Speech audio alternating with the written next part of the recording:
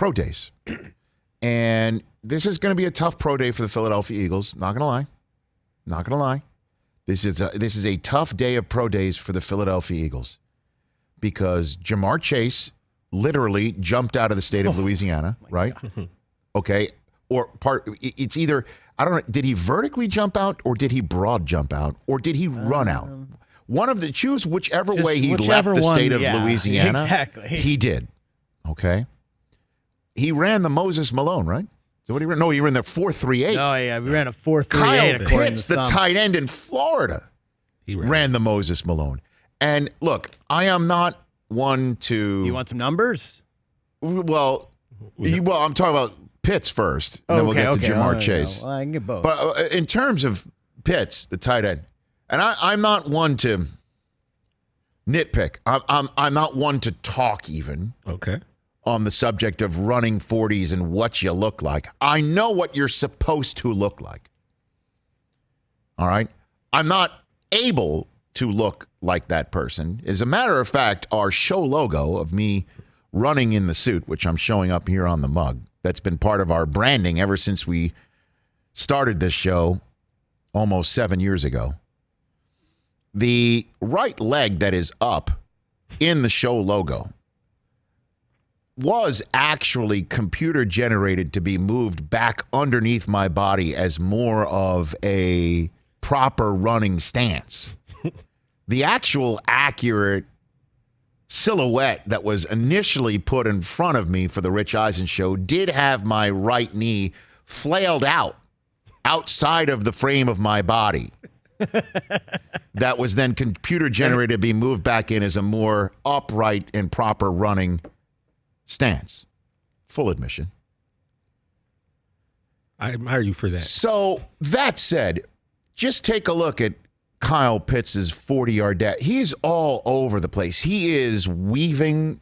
Yeah, I mean, because it's done in the middle of the field. It's not done on the sideline like it is during the he ran down the hash. Actually. Okay, he ran down the hash. If you take a look at it, he's weaving all over the place. Yeah. And that's not good. It makes you slower. And he still ran a 4.44. The Moses Malone. All right, here's some Kyle Pitts. Holy crap. Here's some numbers, Rich. As you mentioned, 4.44 440, 3.5 inch vertical, 33.5, a 10.9 broad jump. And this is the number that everyone is losing their mind over.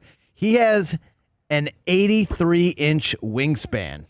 Oh, my God. 3-inch. That is larger than any wide receiver or tight end in the NFL in the last 20 years. Oh, my goodness. He is 6'5" and 5/8", 245 pounds. And that is insane. And so the wingspan you can easily translate into what is called the catch radius in the NFL game. Somebody throws an inaccurate pass. You have you can just got to be within 7 feet of his frame, and he's got a shot at it, right? Okay. So there's that, and then Jamar Chase ran sub 4.4, right?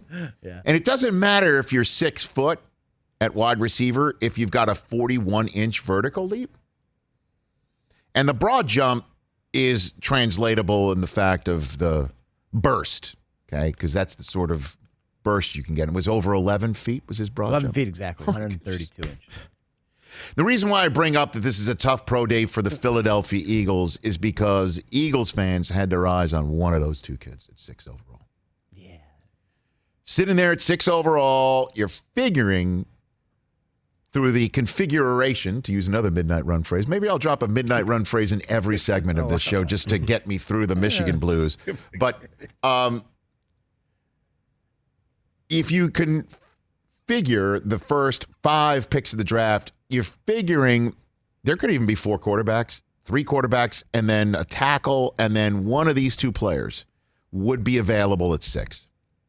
And the Eagles fans who are absolutely starving, salivating for a through-the-roof, crazy, sick, talented target for one of their quarterbacks, whoever that is going to be, and it does appear to be Jalen Hurts. I would imagine. They're thinking, okay, that was one of ours, and they traded out. thinking about next year. Let's not get one of those kids for Jalen Hurts. They're still going to get someone supremely talented 12th overall or have a shot at somebody supremely talented 12th overall. We're assuming.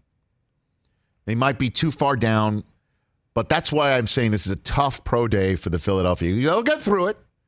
And they might get someone supremely talented at 12, and then for next year, they could have 3 first-round picks, and that doesn't help the case now. Today is kind of going to be for Philadelphia. I can only imagine what the sports talk radio universe in Philadelphia will sound like today with these numbers. PIX or something? No, that's New York. Oh. So there's that. And you're taking Jamar Chase and you're essentially saying, okay, Joe Burrow, you did well with T. Higgins. How about your other wide receiver being your wide receiver from college, in which you threw 60 touchdown passes? Okay. How about that?